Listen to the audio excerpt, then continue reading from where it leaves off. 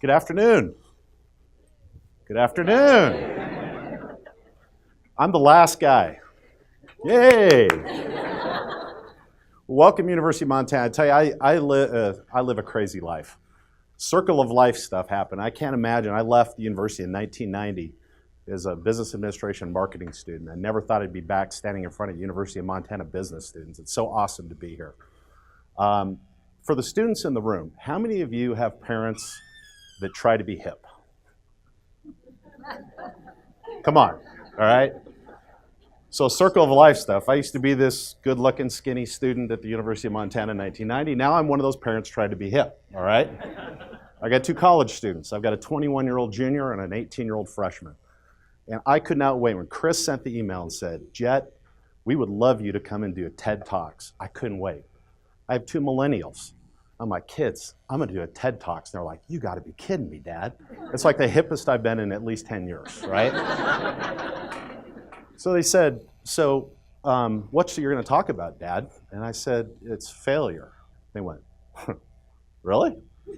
How much time you got? I said 5 minutes. They said, not enough. So my hipness factor went away in about 10 seconds. But I'm thrilled to be here. Short story about myself. I'm an Eastern Montana kid. So in the 1980s, when I graduated from high school, Billings Senior High School, 800 graduating seniors. Big high school, right?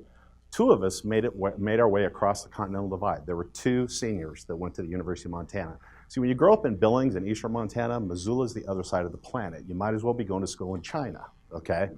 You're on the other side of the planet. So I came here and, my story is my parents, neither one of them were college educated. Blue collar folks. My dad was an outside salesman. My mom worked at a bank, still works at a bank to this day. 78 years old, First Interstate Bank in Billings. She's a trooper. My dad was a traveling salesman, and my one goal in life was to never do what my dad did. He used to drag me out in the summers in Eastern Montana to coal mines in Colstrip, Montana, and platinum mines and Stillwater Platinum Mine in Montana. And my dad would go and he would do these sales pitches, and I'd be like, Dad, I am never gonna do what you do. Circle of life, remember that. So fast forward, I make the plunge to come to the University of Montana. I have no real parental role models. Come here, and I don't know what I'm gonna do. I just know that I'm gonna go to business school. Cool, we'll see what happens. My first mentor was Mary Ellen Campbell, right? So I didn't know what I was gonna do. I didn't know if I was gonna be finance or accounting or whatever, but I took a business communications class here, and Mary Ellen it was like, wow, that's it, right? So now she's got me fired up. I'm gonna be the advertising king of Missoula, Montana. So I graduated from school, had just a phenomenal few years here at the University of Montana. And so it gets to the point about failure. So one thing I realized when I look back at this is the missed opportunity that I had at the University of Montana. When I left school in 1990, I had one person in my network. I had one person that I connected with, and that was an advertising executive from Minneapolis who I blew off for an internship. Okay? And so what I did is I went back to what was comfortable after I graduated. I went back, I was in the radio business, which I gotta tell you, when you're 20-something years old, it was really freaking cool to be in the radio business, right? But it wasn't what I wanted to do. So somebody took a liking to me and said, Jet, one day, said, you've been doing promotions and you're on the air and you're doing this radio stuff, you should be in sales. And I'm like, oh my God, I'm turning into my father, right?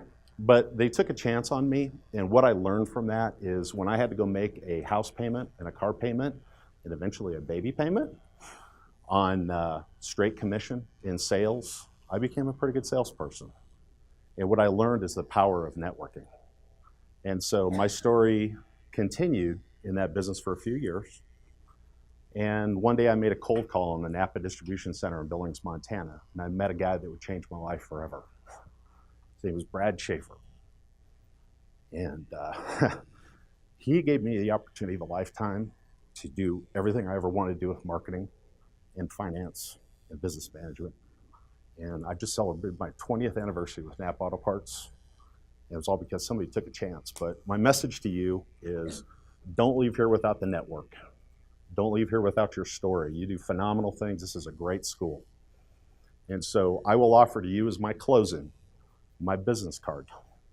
If you get one network person out of this meeting today, I'll be that person. So I'll give you my business card. If you're a student and you want to come to work for my company, I'll talk to you. I'll be part of your network.